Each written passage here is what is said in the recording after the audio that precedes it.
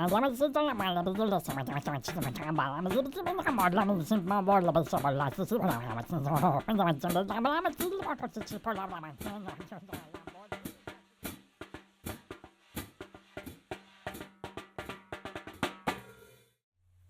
Welcome back to Communicology. Today I would like to talk about something a little different that we see often in the news and we see on social media, but we maybe not understand that there's a term associated with it, and that's the concept of luxury beliefs. And if you haven't heard this term before, super, this episode is going to be great for you. If you have heard it, maybe you'll hear some new things that, or maybe challenge your beliefs about luxury beliefs. So let's talk about what they are. First of all, Rob Henderson, author of the book Troubled, A Memoir of Foster Care, Family, and Social Class, is often credited for coming up with the term of luxury beliefs. And when he's looking at the concept of luxury beliefs, he and other authors online basically define them as attitudes prevalent among affluent peers that serve as social status indicators rather than practical principles, or markers of status for elites, while often being harmful to ordinary people. So when you think about the elites, when you think about either wealthy or powerful or just by name or position, they have some kind of extra power. You know, we often think of people who are leaders in business or in academia or even in Hollywood or our political ruling class and things like that. We think of those folks who might be the idea of the elites in this situation. And it's easy to have beliefs when you are comfortable. It's easy to have radical beliefs when you're comfortable and not threatened. The more that you're vulnerable, because you have a lower status, you have a lower income, a lower education, whatever the thing happens to be, and you're in that position, the decisions that are made for you, and put into law or put into public policy, or even put into the cultural zeitgeist and said, this is how you should be. When you're more vulnerable, those can often have much more detrimental effects to you, which is why it's called luxury beliefs. Because when you are in a certain situation, you're not really going to be affected by them. So you can have those beliefs and it's no big deal. It's just like the idea of, if you've got a lot of money and your car breaks down, no big deal. Whereas if you're poor and your car breaks down, that might mean you have to choose between your gas bill or fixing the car this month. And that's devastating. So you can see the idea of luxury beliefs. Now, this isn't intended to bash the rich or bash politicians or bash people in Hollywood or bash people in academia or positions of status, family name, all that kind of stuff. It's meant to be more of a realization that this exists and that there are dangers that are associated with it. And one of the problems that happens, the law of unintended consequences is that, if you make a change, it may have something that works in your favor, but there's also going to be something over here that's going to get affected too. And that's something I often teach my students whenever we do, in public speaking classes, we'll do a policy speech and they have to come up with a need. Why do we need to have a new policy or change a policy or delete a policy? So why do we need this? What's the plan? How will you change it? And then the practicality. What will it look like when you're done? And I always tell my students this is the hardest one because they think, easy, it'll do what I want it to do. Which, again, whenever you make a change, you hope it does what you want it to do. But that's not always what happens. That law of unintended consequences kicks in and something else will happen. And it's hard to have that crystal ball. But again, the older you get, the more you see how humans act and interact and react, the more it becomes something it's a lot more, predictable then. And we start to understand that. So the students will say things like, I would like to have a policy where the students don't have to pay for their textbooks. And they think this is a brilliant idea because you're in college, you pay so much for college, you should get textbooks for free. Because you need them, you're required to have them, why shouldn't you have them for free? Well, that sounds great. Until you realize that authors aren't writing books for free, publishers aren't distributing books for free, Amazon's not shipping books for free, the bookstore workers aren't working for free, where someone has to pay for the book somewhere. And they just magically show up. It's like, well, the college can pay for it. Where does the college get their money? And that's where you start realizing that maybe this wasn't a great idea because, hey, we're going to have free books. And next thing you know, tuition goes up $300 a semester. Well, wait a minute. That's unfair. My tuition went up. Well, you wanted free books. I mean, this is not a new concept. I mean, the adage, there's no such thing as a free lunch, has been around for, ages and ages. But it's one of those things that we just tend to not think about because we are attracted to the idea of the policy instead of thinking about the ramifications of the policy. And the more that we're sheltered from the ramifications, the more we start moving into the concept of luxury beliefs. We good so far? So let's look at some ideas, some things that in recent history we have seen as luxury beliefs. The first one I want to talk about is the concept of defunding the police. That sounds good. Like sometimes police can be too powerful. Sometimes they can overreact. And sometimes you have situations where police are heavy-handed, arrest the wrong person, or are corrupt or things like that. Just like any other profession, you've got ones who are excellent, and you have ones that are medium, and then you have ones who are, bad apples. And, well, I don't like the bad apples, so let's defund the police because we don't like the way that they handle certain situations. That sounds good and all when you live in a gated community and you have armed security who works at the gated community, and you've got your house all wired up for, for monitoring and things like that by an independent company, and you've got all your signs out front that it's protected by security, and maybe you have the money to afford guns and everything else you need to protect your home. But what about people who live in areas that are crime-ridden, who don't have that kind of income, that don't have the kind of protection? Those folks rarely get interviewed on the news about the idea of, defunding the police, because they'll tell you, no, we actually want more police because we're sick and tired of the crime. More. But the politicians and academia and other elites say, well, we're here to help you. You don't know what you need. Trust us. You want to have the police defunded. And what happens? Crime in the crime-ridden area skyrockets even further.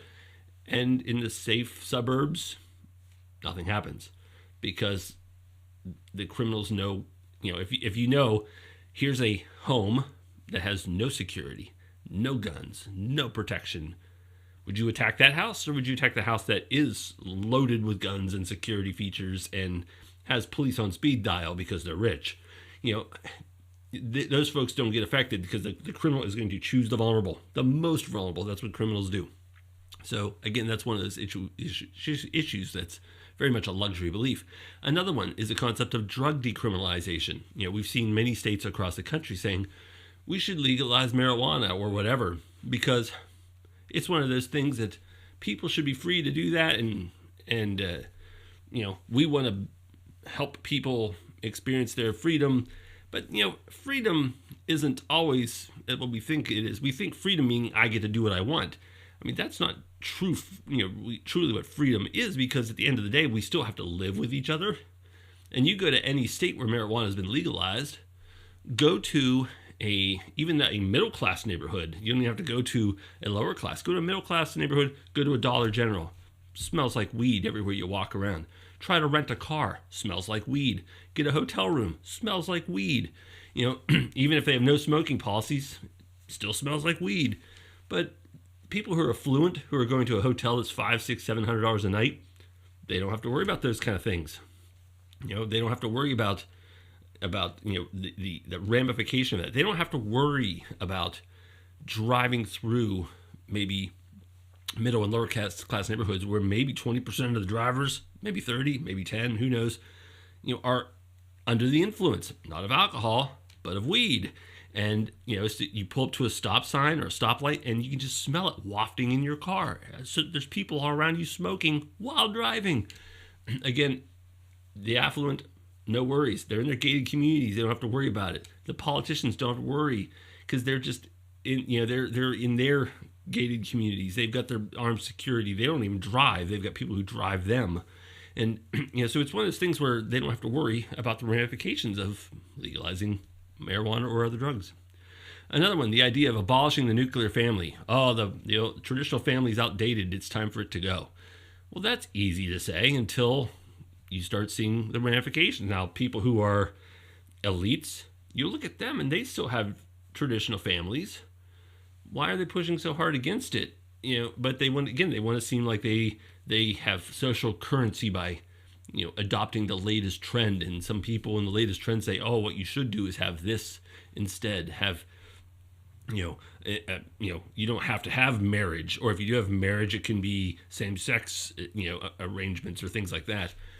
Well, society is built on procreation, and you need a man and a woman to procreate, and you need to have a man and a woman to raise a child. Study after study after study has shown that single-parent children don't have the same outcome as children with a male and female husband and wife married parent combination.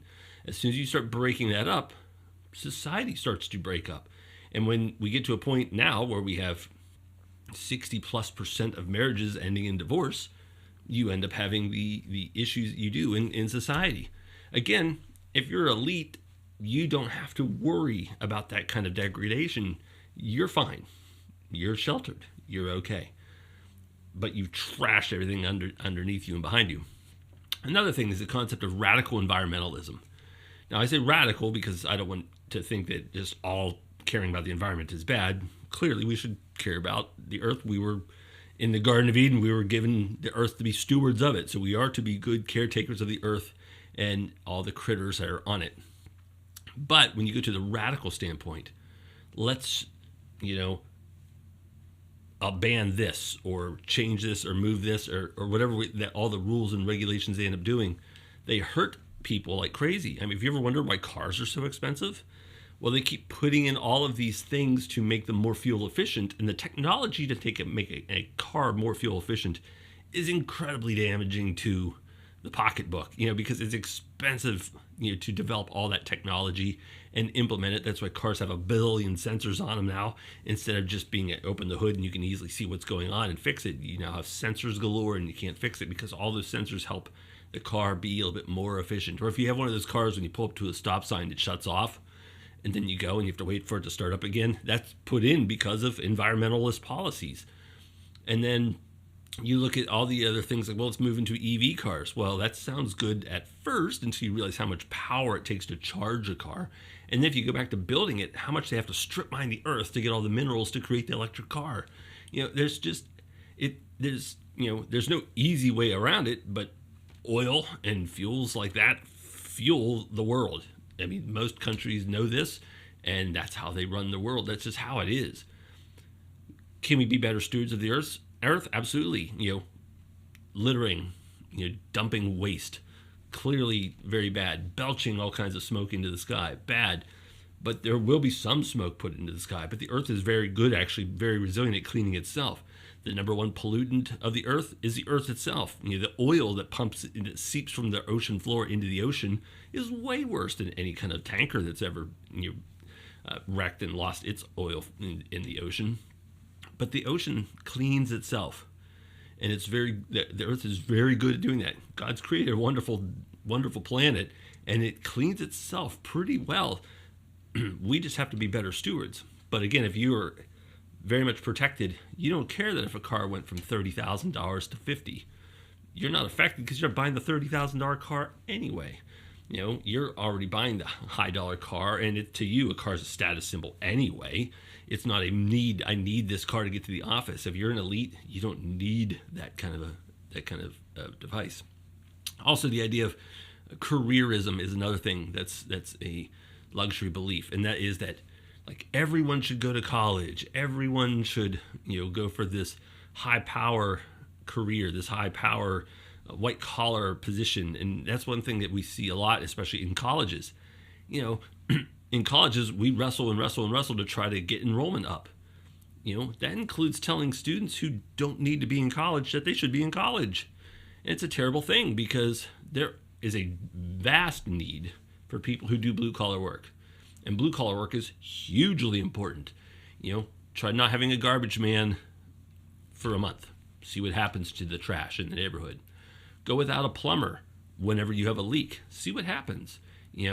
Whenever your heater or your AC breaks down, see what happens if you don't have any techs to work on them. Those are hugely important, not to mention all the people working on the roads, working on the power lines, doing all the farming, do all the other work that's done that goes on quietly behind the scenes, but keeps the country running. The people in the offices, they have important jobs too, but at the end of the day, you're not eating a stack of papers. You're eating food, and you're living in a house that was built by blue collar people, and we need those people. And when we tell everyone, you need to go to college, what a lie. Some people don't need to go to college, and they end up having $150,000 in debt just to realize, what, I'd rather wrench on a car or swing a hammer or use a shovel. It's more fulfilling to me. And now we've saddled them with all this debt. But the idea that you must have this career, you must go out and do the absolute best. I mean, it's a terrible thing. Plus, it also poisons the mind of the kids at college because they think they're going to college to get a job. You should be going to college to get an education. And then once you have that education, you can then move and get another job that so fits whatever you want to do. I mean, that goes back to ancient Greece. Go to the places of learning to get an education. Then you could go do whatever you wanted to do. But we've changed it into a jobs factory. And then they go and they think, I've got a college degree, I deserve this job. It's like, no, you still start down here and you have to work up. But they come out thinking, well, I've been told that this is how I get to here. And they expect that they're going to start here. And anyone who's worked for a living understands that now you start here and you're going to eat your ramen noodles and live in your apartment with 2 or 3 friends until you can gradually move up the ladder. But this idea of careerism has ruined that. Again, if you're elite and you're well taken care of, you expect, and that happens a lot of times where you have someone who's well known from a well known family starts here because they come from a well known family. There's no earning it. I got plugged in because I'm known, and that's not the common experience. Again, luxury belief. Another one, credentialism. This is kind of tied in with that other one. That's the idea that if you're going to do something, you have to be credentialed. You need to have a college degree to do this, or you need to have a specific degree to do this certain specific field. Like right now, you see a lot of explosion of independent journalism or citizen journalism. And then you see the people who are in the elite class saying they're poo-pooing the idea. It's like, you didn't go to a journalism school. And without that J school degree, you're not really doing journalism. Oh, you don't work for one of the big legacy networks. You're not really doing journalism. Well, that's not the way it was in the colonial portion of our history. Anyone could print stuff as long as you had a personal printer, which a lot of people did. The old turn the screw and set the plate down, and that was common. And people would hand out their little, what they called broadsides or broadsheets, and they would stand on the corner and pass out their stuff. That was common in journalism. Now, instead of handing out this, I'm sending out a tweet. So it's the same basic kind of concept. But the idea now is like, oh, you need to be credentialed. And it's the same thing with most jobs. Like I was talking about with the careerism problem, is the idea that, to do this, you have to have a degree. Why? Why do I need a degree? Why can't I just do it? And the truth of it is, most of the time you can. You join low on the ladder, you do apprentice work, you get a good mentor, and you start to work your way up. And you don't need the degree.